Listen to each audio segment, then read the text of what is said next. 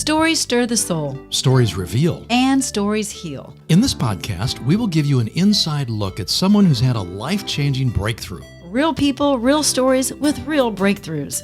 As a health and wellness expert and coach, and Todd as a men's mentor, we've seen firsthand what God can do when it comes to a breakthrough. So lean in, listen well. This could be your biggest breakthrough.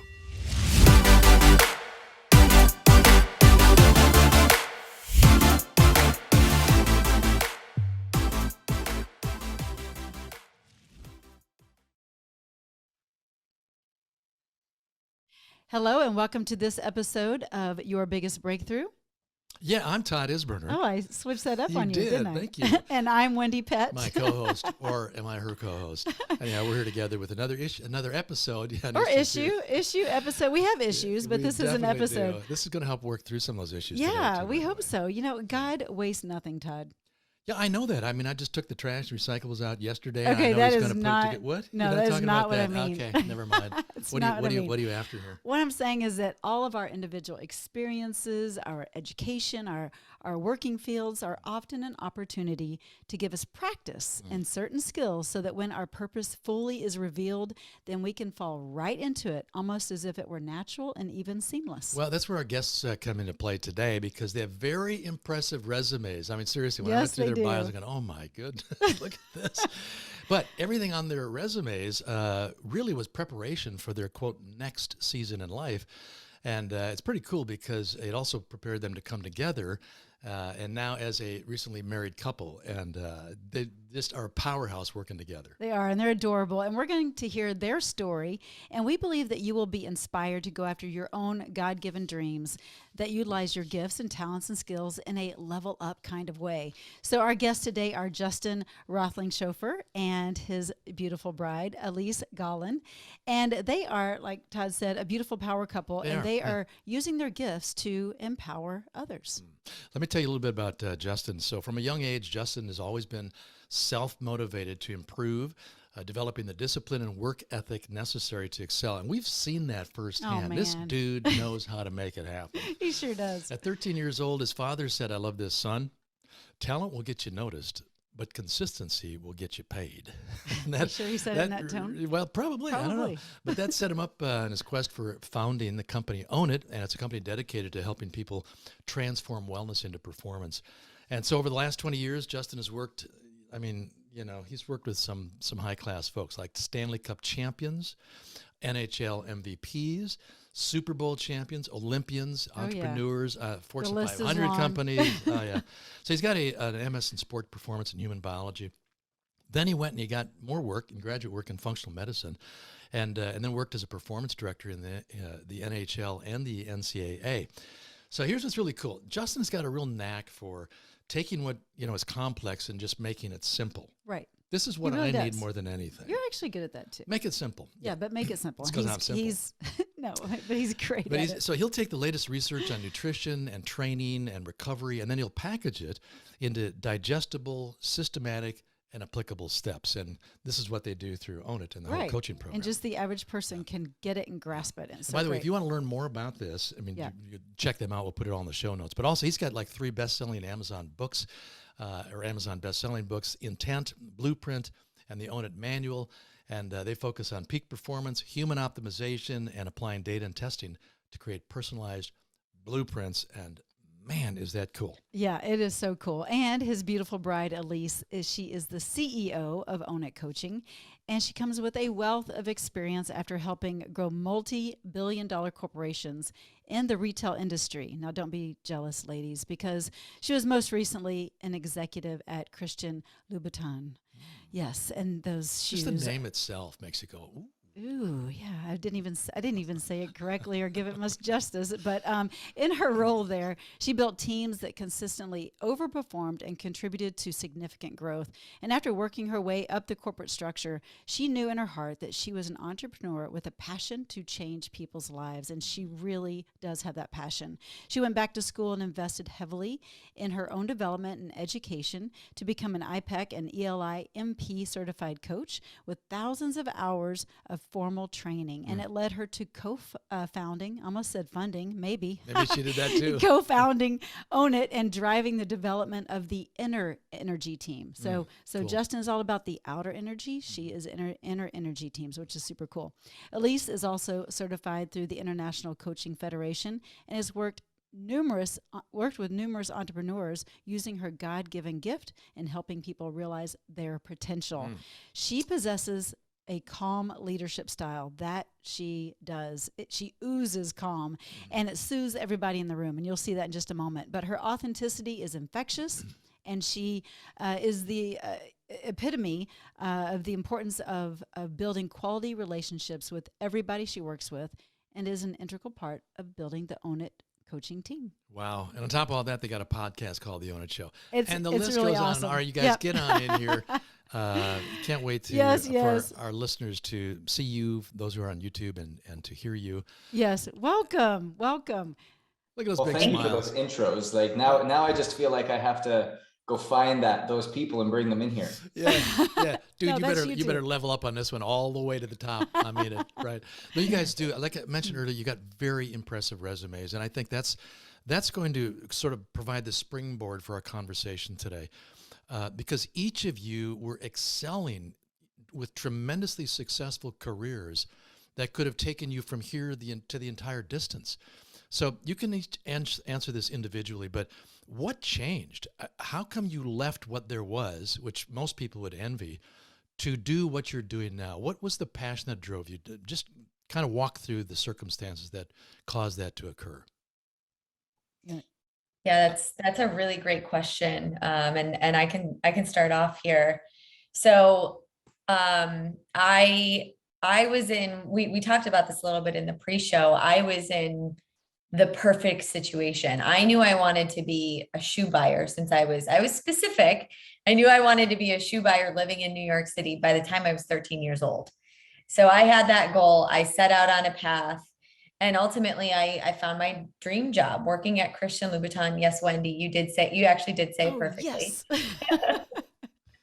But it was that perfect, lovely, even in some aspects, cushy job, right? I was flying first class back and forth to Paris every other month. I was flying around the world. I'm just going to say real quick, sexy job, sexy shoes. It's just, yeah. That's what it was. It right. Really was. And another aspect of it, that I think oftentimes gets overlooked is the quality of the people that were there. The retail industry oftentimes can feel like the female version of the finance industry. So for a lot of companies and a lot of other companies that I had been at, it can feel a bit catty. It can feel just low energy and non-supportive, but Louboutin was not that way at all. It was, I was on an executive team. There were both men and women absolutely on the executive team, but it was mostly female oriented, and the women were supportive, loving. We were friends. We propped each other up. We helped each other when we were down. We were honest. We were vulnerable. It was a really safe, amazing space to be. So when I say I was comfortable when it came to the job itself, I mean, I got to a point where I could do the job with my eyes closed, but also the people were amazing people to be around. So when almost I made like the family. decision, exactly. I do. It's actually called your Luby family. Oh, wow. Well, there you go. I mean, I'm picturing in my mind, I think in the fashion industry, I immediately think of the movie, The Devil Wears Prada or whatever. That's how it can be. Right. That's absolutely how it can be. So there's nothing in your story so far that you've shared that would indicate in any way whatsoever that one, you would get restless or frustrated or like, this is a sucky job, or I'm moving on, I don't like these people. So far, it's all sounding pretty good. What happened? It was amazing. I felt too comfortable, and I stopped feeling challenged.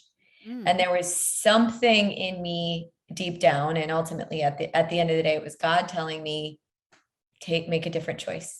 Take a different step, take that great leap of faith. You're not going to know what it is. And I knew this, and I sat on this for about 3 years. I knew I was ready for a transition. I knew I was meant to go on to something different. I even shared it, the president of the company, she was my boss. I shared it with her 2 years before I left.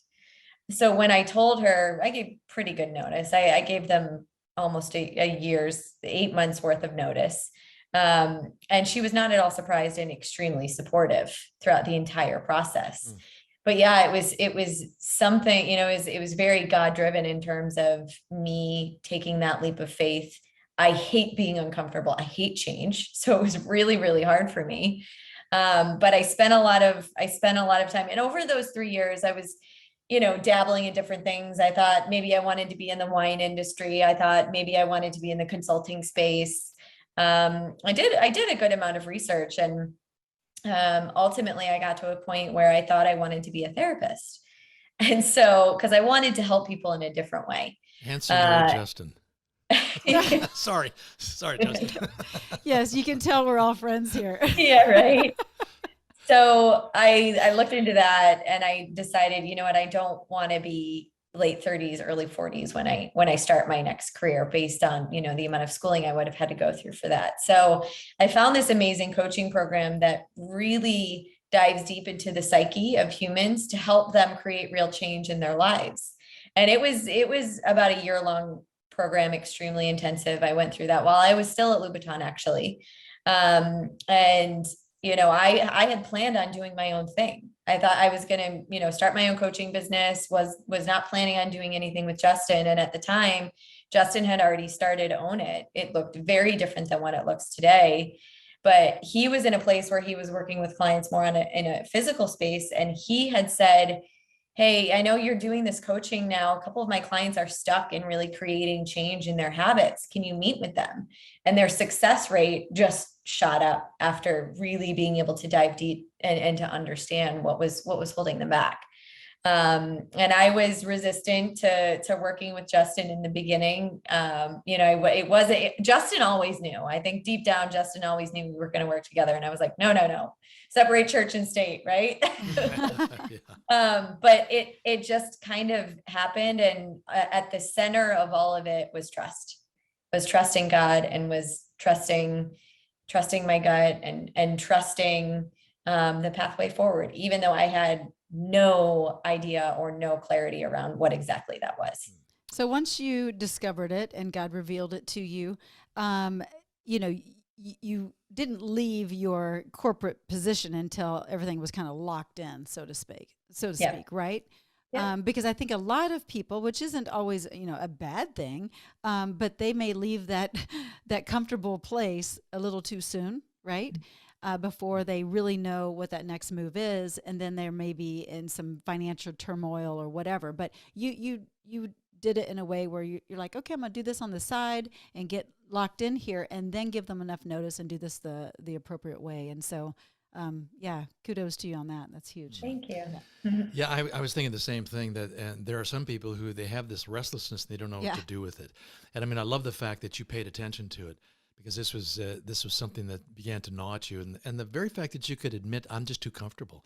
So I wonder how many of our listeners are in that spot right now. Like I'm just like, I don't know who says that ever. I don't just too say that, do it?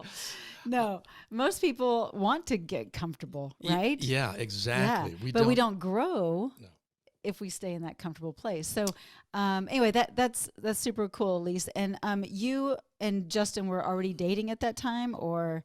Oh, we were living together at that time. Yes. Yeah. Gotcha. Yeah. So we had been together for quite some time. Yeah, we were engaged by that time, I think. Oh my goodness! All right, Justin, let's move on over to your story. Take us back to the beginning of what happened. You're again in, I'm going to assume, somewhat of a comfortable place, because you were well recognized within the sports industry, and you had great success in your coaching. So what happened? Why'd you make the change? Yeah, so my story is a little bit different than Alyse's, in the terms of that I was comfortable. I started to get restless literally right after, the day after I signed my first NHL contract, to be honest with you. It's something I'd always ever wanted and aspirationally was shooting for. And was trying to hurry the journey the entire way, trying to get like, I want to get, okay, you're in the American League. Okay, you're at the college route. Okay, you're here, you're at this internship, this assistant position. And it was always like, okay, what's next? What's next? What's next? What's next? And as soon as Because I you're signed very that, goal oriented. goal driven, Yeah. yes. Yeah. And as soon as I signed that deal, and I thought it would change the way I felt. I thought it would change me a little bit. And I woke up the next day and I'm the same person. And so it felt a little empty. It felt like I got to the top, and a week in, a month in, a year in, a year and a half, and I'm just like, is this it? Is this really it? Is this what I'm doing? And I felt like I was underachieving. I felt like I was not doing enough. And because of that, I wanted to impact more and have a bigger hand in everything that was going on. And thus you start to, especially in a setting like that, where it's very stay in your lane, very siloed, very, how do I put it? You're under an institution. And so you can't utilize that entrepreneurial vision and it's a gift that you have. And Kind of it put in a rubbed a lot box. of people. Yeah, it felt like I was in a box, and it rubbed a lot of people the wrong way. And so going into year 2, I was like, I really want to, I don't know if I'm going back. Alyse and I were doing long distance. She was in New York. I was all the way out in San Diego and Anaheim, Southern California. So literally opposite ends of the country. And I happened to see somebody talk.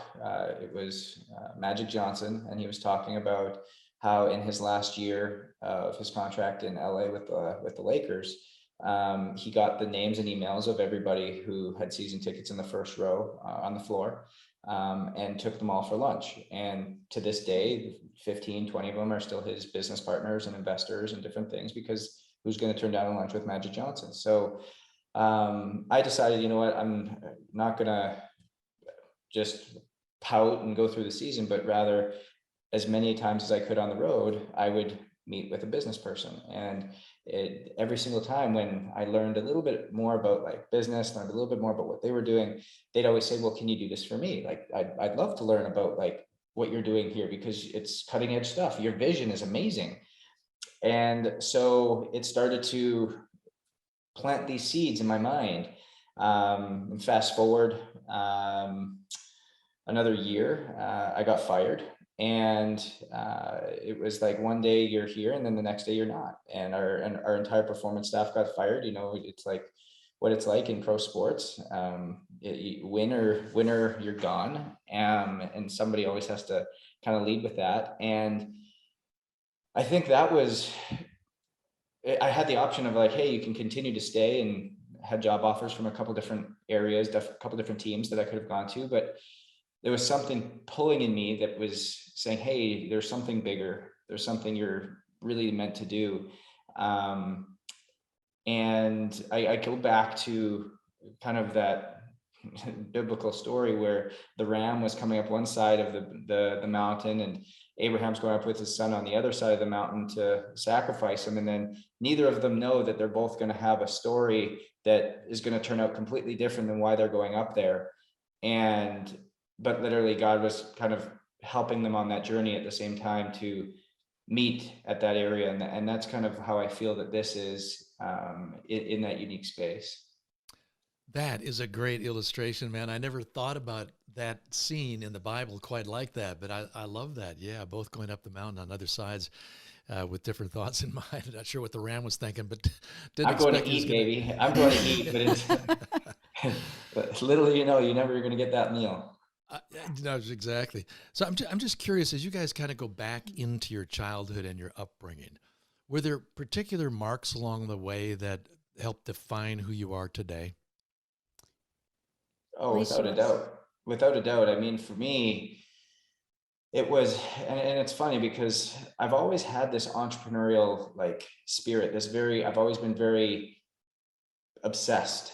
It is a great word. Like an obsessive, addictive behavior has just always been at the core root of who I was. And my parents are very special people.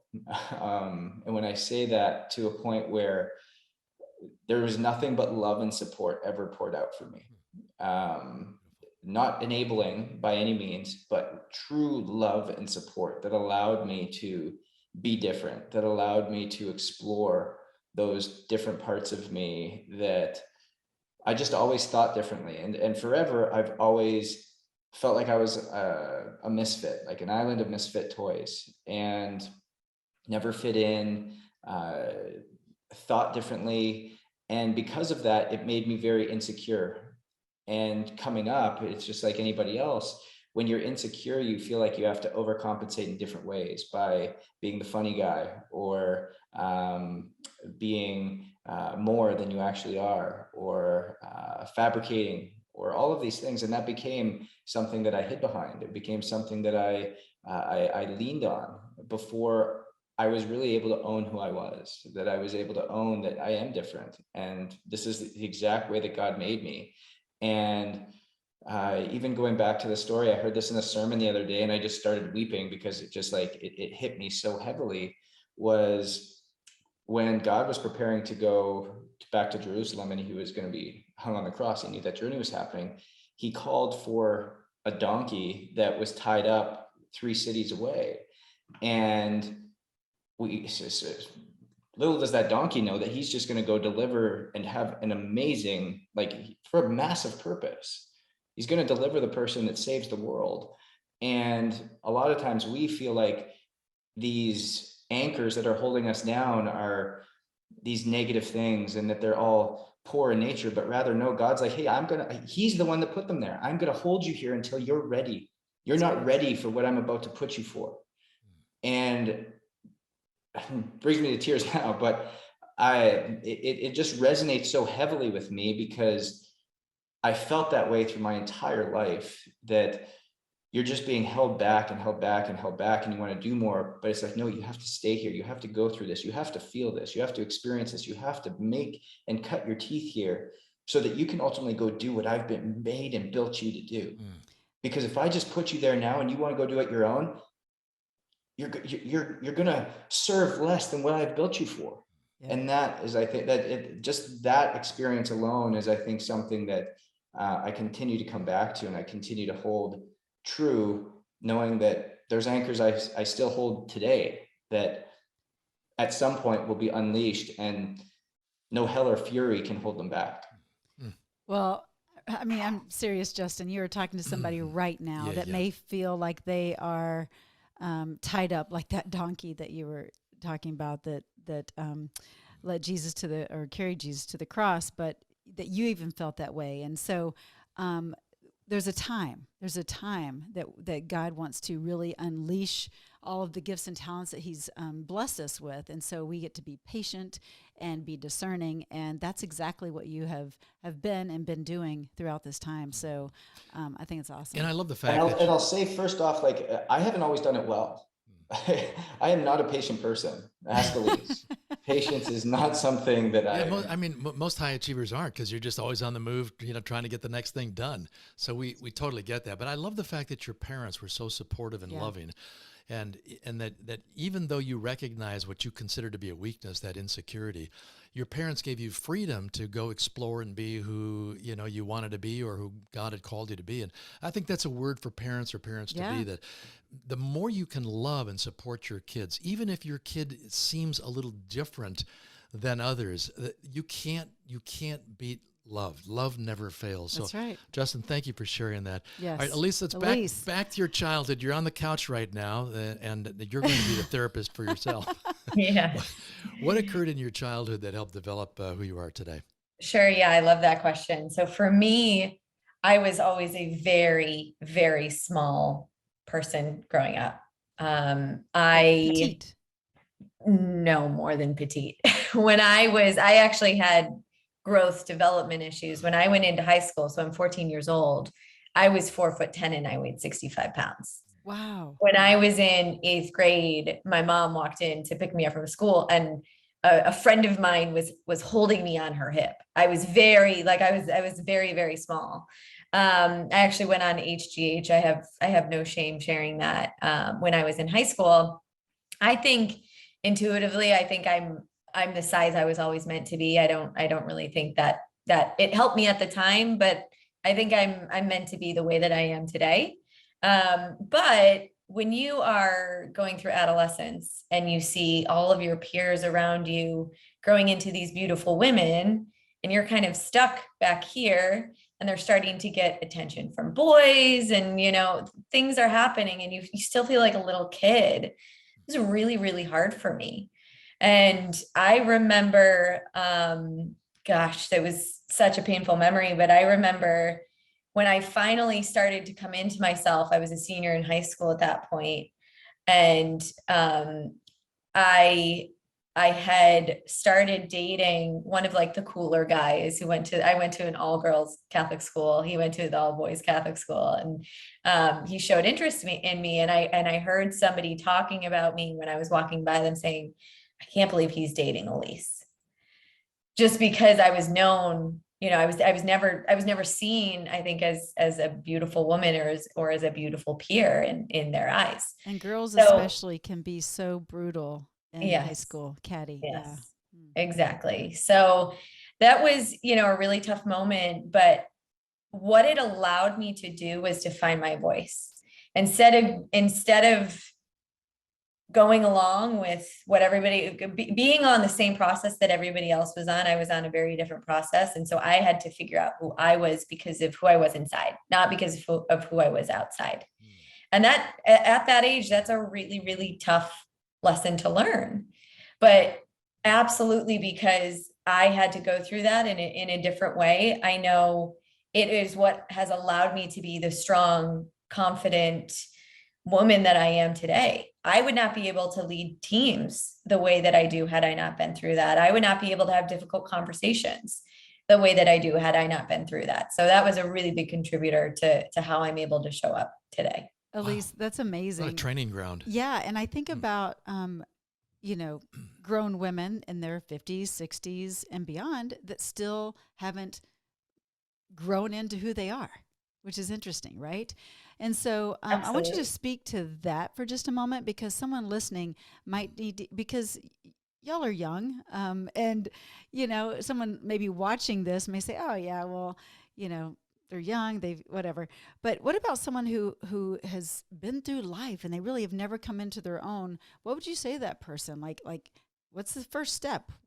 How do you take ownership of your different and step into that? Yeah, I think that's a great question. I would say two things: listen to yourself and listen to God, because that's all that matters. Amen. That's so good. And drop the mic. That's simple. Yes. Yep. I mean, at its finest, I spent way too long ignoring both of those things. And just quiet. I mean, had you talked to me 6 or 7 years ago, I would have told you I have no intuition, right? I don't know what that is, but now I would tell you it's my superpower. Yeah. Right. And now I have a much, much stronger connection. God's always been a part of my life, but I was raised Roman Catholic. I'm no longer Roman Catholic. So I've had my own transition and my own journey and my relationship with God. But, Justin and I come across a really tough time at work or in our relationship, and we pray. Right. And so being able to have that connection with God and also with myself has been the most difficult but most rewarding journey that I've been on. So good. You guys took advantage of what others could just view as too big of a challenge or too big of a weakness, and just kind of call it quits there and get comfortable with where you are, who you are. And I love that, because that can be very inspiring for those who are feeling a bit stuck and need to get beyond that. Let's go back to where we left off with Justin, because he just got fired. he doesn't know where he's headed or what's going on. And now we've got this company called Own It. I don't know that it went that quickly, but starting any business has got huge risk. And especially for somebody who's, quote, been insecure, right, to go out and just start a business like that. So walk us through that process. And then we want to find out sort of like what's at the crux of this company, Own It, and what are you hoping to have happen as a result? Yeah, so it was, I went out to New York City. Alyse was living there. And you can imagine, I still I'm in this intermediary space where I was at the top yes, I wasn't fully fulfilled. I wasn't totally happy, but now I've been told I should start a company, start a business. I don't know how to do that. I know I'm meant for more. I know I'm meant to ingrain and go this way. But something that often we don't think about, especially in the sports world, is that you're kept in this silo and this bubble that you think small, and you continue to think small, and you have this scarcity mindset of not allowing yourself to think big. I'm a strength coach. This is what I do. I'm a performance coach. This is what I do. And your identity is tied up in the logo on your chest, or the athlete that you're serving, or the celebrity that you work with. And I hadn't shook that at all. So that was still on my mind, is like, who am I working with? Who am I doing? Who am I helping? And so I went all in on my private NHL guys and was flying around and seeing them and traveling on trains and planes and automobiles. And So is some of it a little bit kind of pride and ego that's wrapped into that? 100%. Yeah, right. That's what drove all of that. Yeah. I went and I had this hustle about me still, but I didn't know what Own It was meant to be. So I was going around to luxury apartment buildings in New York City and waiting at the bottom and having conversations with people as they walked out about what I did. And wow, that's got a technique. got a couple of one-on-one clients there. And then I went to this gym in New York City. A lot of celebrities work out there, with Hugh Jackman and Ryan Serhant and Justin Bieber's wife at the time, and a bunch of Sarah Jessica Parker, a lot of other every Victoria's Secret model you could imagine. And that's where I kind of threw myself into to see how do I do this? Same thing happened, where I felt like I was in a box. It gave me anxiety every single morning I wake up, because I'm just doing it for the wrong reasons. You didn't feel like you were like not an at imposter. all. Yeah. Not 100%. I was not being authentic to what was on my heart. And it wasn't until the pandemic, actually, we came down to Florida, and I'd put on a couple different events, one for Alyse's family, one my parents brought a bunch of people in, and I did an event with them, really talking about like, how do you find yourself? How do you drop this ego and really lean into what you identify with as something greater than yourself, and something greater than and how are you serving in that way? And quite honestly, it was healing for me. It was an opening for me. And I'll never forget, I was still battling with things back and forth, and I was sitting at the table trying to build out this programming, frustrated and as beyond as you could imagine, just not being able to how to communicate what's going on in my mind. And threw a notebook in the garbage, and it was a tough day. There was a lot of cursing and yelling, and I got up, I walked outside, I had my iPad with me, I got in a kayak, and I just started kayaking around the lake. And I literally, it's a crazy story. And if you don't have a faith background, or you haven't experienced like God's grace and God's amazing power, that you're going to be like, yeah, okay, this is cool. But I went out, I was in that kayak, and I was like, God, just make it clear, like, help me and bring it all together. And I was in the kayak, and all of a sudden I looked up and I was like, that's it. And I just started writing. I started writing. So you're saying your parasympathetic nervous system took over. I was using and I'm just in this sense of flow, and I'm just going, and I'm writing, and I'm writing, and I'm writing, and I'm writing. And I got an absolutely terrible sunburn, but I just kept writing. I kept writing.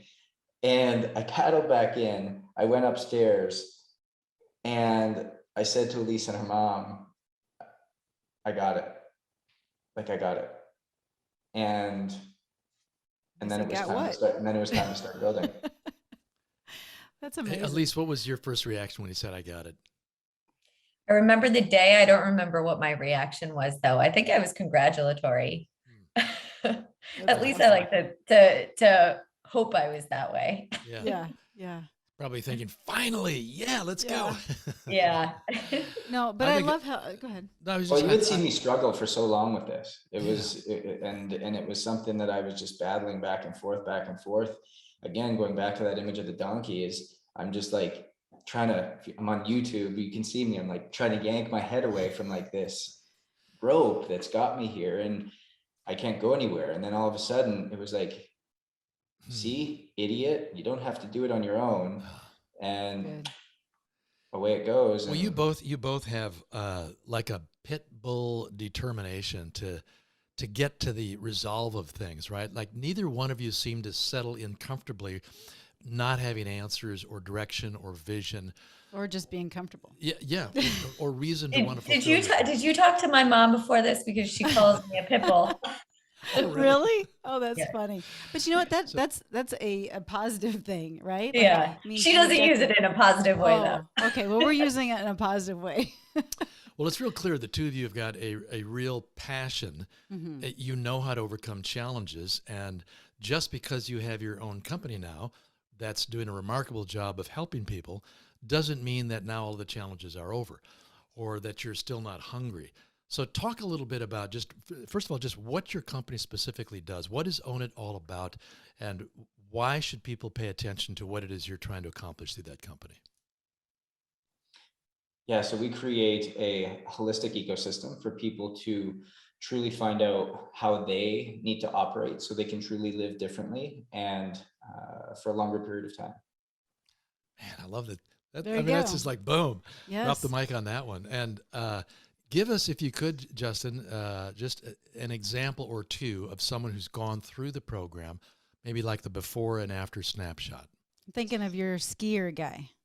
Yeah, so a couple things. One is when people come into our program, um, they've often tried everything. They don't have energy, they can't sleep, they maybe have some gut issues, they sometimes feel like Alyse and I, where they're just insecure, they're not feeling as good as they should, because our body can't tell the difference between mental, physical, spiritual, emotional stress. And so whenever people come in, we want to get a holistic picture of what's actually going on mentally, physically, spiritually, emotionally from the inside out and have it be data driven. So from gut biome testing to cellular testing to micronutrient dysfunction to epigenetic DNA, and then cognitive brain function. And in doing this, we start to understand the whole picture of what's actually happening. And so it's like you going and buying a home, you walk in, the outside of the house looks outstanding. You walk in, the main floor fully renovated, but it's a 3-floor house and you're like, I'll take it. Little do we know that the attic has mold, under the basement has rats running around, and it won't be long before that starts to slowly penetrate that main floor. Good And analogy. so we need to understand that within the body as well. And through our doctoral team, through our inner energy team that deals with strictly mindset, the outer energy team that deals with the nutrition, the exercise, and all this component, we holistically integrate it all together to allow people to live differently and bring out what is truly put on their heart and to be able to excel at the level in which God has allowed that to happen. That's so awesome. I love that. And Alyse, you really work with more of the inner healing, inner energy part because, like Justin said, the house could look either good on the outside and then the inside's all got cobwebs or whatever. So you go in and you kind of take your little dust broom, if you will, and help them clear out those cobwebs and get them to see clearly that that they are worthy of having a pure, healthy, clean home, right? And You know that's what, you hit their the vehicle here. exactly. You hit the nail on the head. It all boils down to self-worth. Yeah. Because at the end of the day, everybody has what I call an inner critic that's constantly attacking their self-worth or that idea of I'm not good enough. Yeah. But most people are not conscious of it. It resides in their subconscious. So a lot of the work that I do is identifying what that is, bringing it to a conscious perspective so that they can know, hey, this is at play. And instead of just sinking into their reaction, the pattern that they've had since they were 2 years old, they can now bring awareness to it and say, no, I've been given the gift of being able to choose a different thought, choose a different belief. Yes, I love that. I love that because y'all are talking my language. And I mean, I'm all about what you guys teach and do. And Todd and I both are in agreement 100%. But thank you guys so much for sharing just a little snapshot of your story and sharing your passion, because again, God wastes nothing. And so as you have come into who you are today, you are serving the greater good because of what you've been through. And so thank you for being pit bulls. Yeah, and and going after it. yeah, and your authenticity too. Yeah. Just Wendy and I had a chance to spend a couple of days with you guys. Yeah. In a very Intimate, powerful, eye-opening 2 days of like a seminar, and went through all of the different components that you guys work with in Own It, and really just felt personally very benefited by the entire experience. For those who want to learn more and really want to get down deep into this, along with the books that you've got online, what's the best way they can get in touch or find out more information? is it ownitcoaching.com? Ownitcoaching.com. Yep. Perfect. So go there and check out all the resources and, Yes. And get yourself on a healthy track. That's right. We beg you, please. All right. So to wrap this interview up, we again appreciate you guys so much. But to wrap this up, let's do something a little fun. What is something that maybe others don't know about you individually and also collectively as a couple that might be kind of a little fun fact? Like Justin plays like the plays accordion the while oboe dancing. or the whatever. Yeah, what you got? Anything? Yeah, who knows? It might be something that neither one of them knew about. So we can go on America's Got Talent. So Justin, is there anything that most people just don't know about you? I don't know. I'd say I'm a pretty boring guy, to be honest with you. But You're not boring. You're just disciplined and regimented. Yeah. How about I'll give you one for Justin and he There you can go. give you one for me. Okay. Perfect. Something most people don't know about Justin and that I learned, he hid it for a long time while we were dating, is he has a massive sweet tooth. I thought I had a big sweet tooth. What? He has a bigger, and I'm known in my family of 120 people for having a big sweet tooth. Justin has a bigger sweet tooth than me. Oh, man, my dude, word. You've been busted. No wonder he works so hard physically to burn it all off, right? All right. That's good. I do make great choices, though. I bet you do. Do you have like chocolate dark avocado pudding? So okay, now that we're in this, like, this is why acai bowls are such like a key point of my life. There you go. I make my own, right? So I can determine what goes in. And so I'll take frozen vegetables and I'll put them in like a frozen vegetable medley. I'll put in a frozen berry medley, and then I'll add some spinach to it. And then I'll throw my protein powder in. Awesome. Just a dash of milk. And when I say that, it's almond milk or coconut milk or cashew milk. We blend it to the point where we'll pick up the blender and turn it upside down. And I could literally start eating it from the upside down point. It's that thick. The Vitamix gets a workout. That actually sounds good. Okay, and when is that going to be available in Whole Foods? Because I want to go buy that right seriously. now. And I probably, Alyse's right, I probably dabble on about 2, if not 3 of those a day. That's amazing. It's a primary component of my diet. So that's good. That's good fun fact. He's still big and strong. And wait a minute, one more thing I just want to point out, because I know this too, and most people don't know this unless they're following Justin. But tell us about that competition that you endured maybe a couple of months ago. I don't remember the name of it. Just describe it real briefly and it was intense. Where you ended up, because you're going for like a world record. So it's called the High Rocks Games, as well as the Deca Fit series. And so there's 2 different types of outdoor races, I guess you could say, but you run a mile between each one approximately. And then there's 10 events, from sled pushing to rowing to lunges to med ball carries to you name it. There's about 10 different events, and you do them back to back to back, try to finish as quickly as you can. Set a goal coming into this year, again, obsessive, of setting world records and everything. And so qualified for the World Championships in each. World Championships are coming up May 14th in Vegas for the High Rocks Games. So I'll have the fittest 30 people in the world that are competing for this, and we'll see how the 14th comes out. Oh, amazing. Well, we will be praying and believing in that one. Okay. Justin, let's go ahead and hear about Alyse and a fun fact about Alyse. So it's funny because I was actually going to say that she has an unbelievable sweet tooth, but we're just both I already said that. I know.